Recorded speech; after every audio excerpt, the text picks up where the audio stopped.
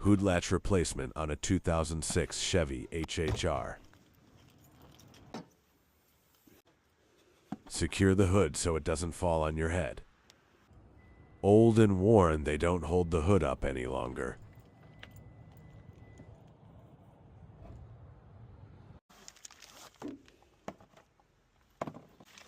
We got the new.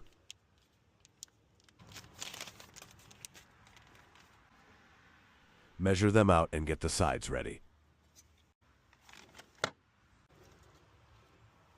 Start by picking these locks with a pick or small screwdriver. Same with the top part. Both ends will just clip into place. We do the same here. Take the clips off.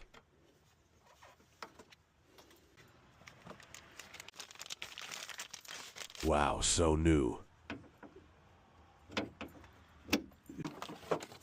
Cleanup time. Test time. Wow, look at that spring power.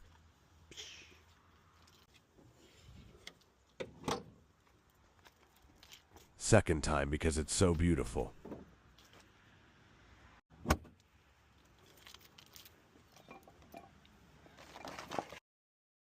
Quick time lapse took me 3 minutes to change.